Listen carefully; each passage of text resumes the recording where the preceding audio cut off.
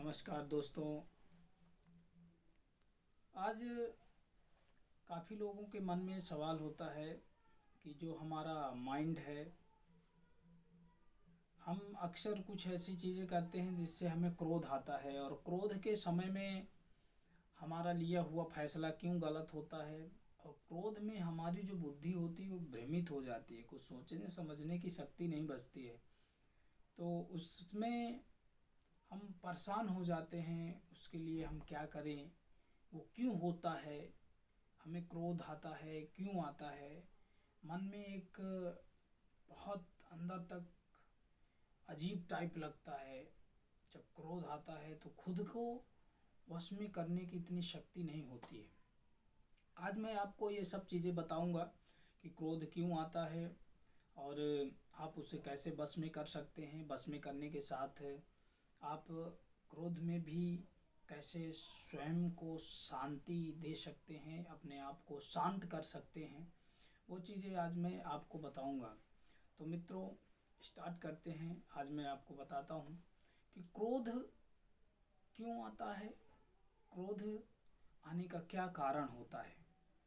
तो क्रोध आने का सबसे बड़ा कारण होता है, सबसे पहले आप समझिए कि जब हम कोई कार्य करते हैं या हमारे जो मन में इच्छा है, जब वो मन में इच्छा होती है और हम उसे पूर्ण नहीं हो पाती है तो हमें अंदर से क्रोध आता है।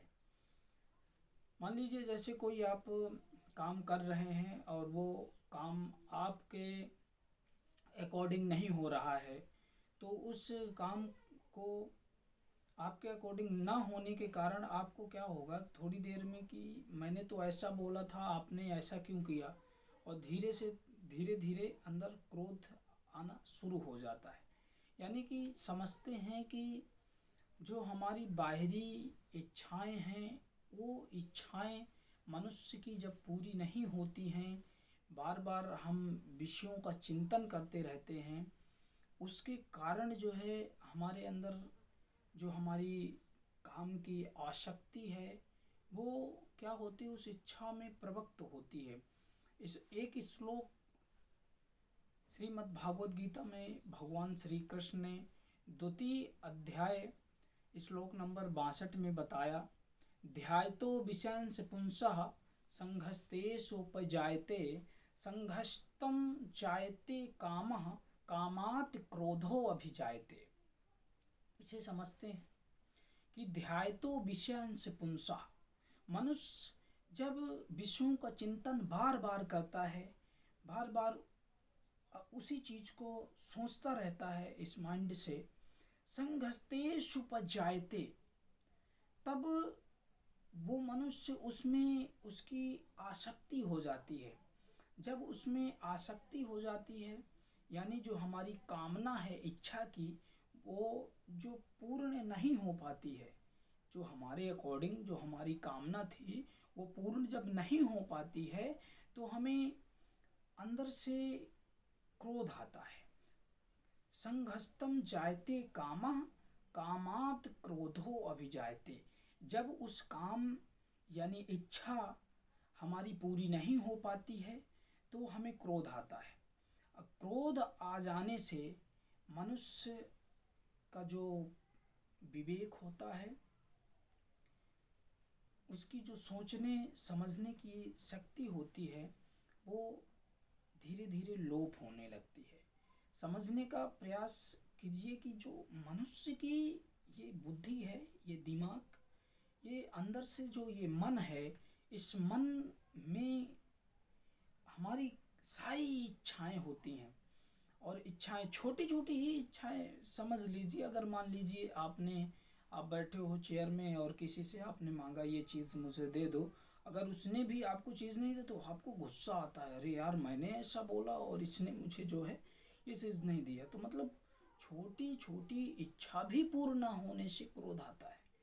तो ये था श्लोक द्वितीय अध्याय में 65 नंबर श्लोक था। आप इसको ज़रूर पढ़िए, अच्छे से समझिए भगवत गीता को। अब क्या होता है, जब क्रोध होता है मनुष्य के अंदर, जब वो क्रोध में होता है तब उसका रिएक्शन देखिए क्या होता है। जब मनुष्य क्रोधित होता है, जब मनुष्य की जो बुद्धि होती है वो धीरे धीरे भ्रष्ट होने लगती है, स्मृति लोप होने लगती है मनुष्य की। इसीलिए जो हमारा क्रोध है उस समय हमें कोई भी निर्णय नहीं लेना चाहिए, हमेशा शांति के समय ही निर्णय लेना चाहिए। क्यों? इसमें भगवान श्री कृष्ण ने गीता में कहा, क्रोधाधिभवति सम्मोह सम्मोहात् स्मृति विभ्रमः स्मृति भ्रंशाब्धिनाशो बुद्धिनाशात् प्रणश्यति। यानी जो क्रोध है, क्रोधाधिभवति सम्मोह, क्रोध में जो हमारी बुद्धि है, जो स्मृति है वो विभ्रमित हो जाती है, भ्रम हो जाती है। जब भ्रमित हो जाती है बुद्धि, जो हमारा दिमाग है उस बुद्धि को समझने का प्रयास कीजिए। जब भ्रमित हो जाती है तो इसको ये समझ में नहीं आता कि जब मैं बोल रहा हूँ तो क्या बोल रहा हूँ, मेरी वाणी क्या बोल रही है, तो विभ्रमित होती है। फिर स्मृति भ्रंशाब्धिनाशो, जब हमारे अंदर की स्मृति होती है, जो सोचने समझने की शक्ति है वही नष्ट हो जाएगी, तो फिर बुद्धि नष्ट हो जाती है, बुद्धि का धीरे धीरे नाश होने लगता है। बुद्धि नाशात् प्रणश्यति, कहते हैं जब बुद्धि का नाश हो जाता है तो बुद्धि के नाश हो जाने से मनुष्य खुद का नाश कर बैठता है। बुद्धि नाश हो जाने से मनुष्य का खुद नाश कर बैठता है। इसीलिए क्रोध में आपको लिया हुआ निर्णय घातक हो सकता है। क्रोध में कभी भी अपने वचनों पे कंट्रोल कैसे करना है वो भी मैंने कहा था आपको बताने, तो मैं आपको बताऊंगा। देखिए, जब हमारा क्रोध होता है जिस समय, तो सबसे अच्छा इसका तरीका ये होता है कि आपको ध्यान करना चाहिए।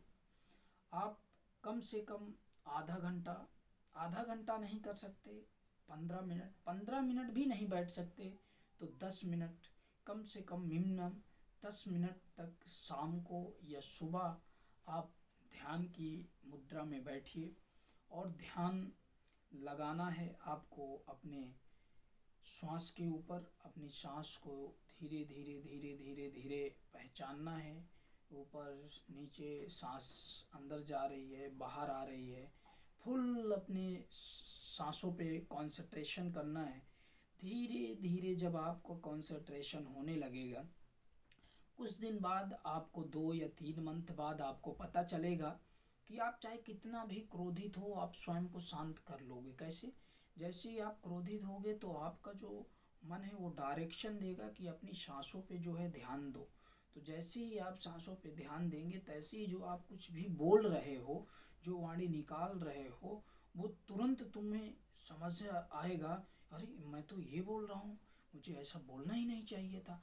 उस समय फिर आपको अंदर ही अंदर अपने, या तो अपने इष्ट का नाम ले सकते हो, इष्ट के नाम के साथ साथ अपनी सांसों पे ध्यान दे सकते हो।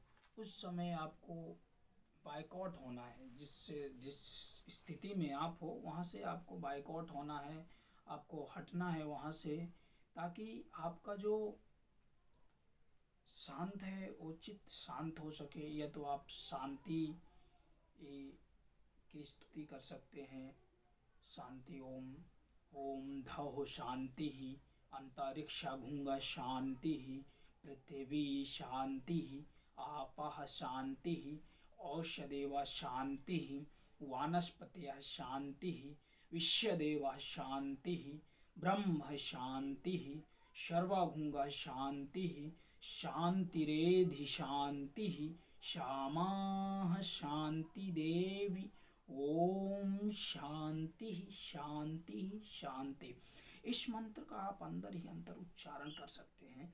और जब आप ध्यान करते हो तो शाम को ध्यान करो या सुबह, उस समय ध्यान की अवस्था के बाद आप इस मंत्र का उच्चारण जरूर करना। इससे क्या होता है, जो आपके अंदर का चित्त होता है वो शांत होता है और आपके मन को एक डायरेक्शन मिलता है कि जो बुद्धि है, ये चित्त है, उसको शांत रखना है, अपने आप को शांत रखना है।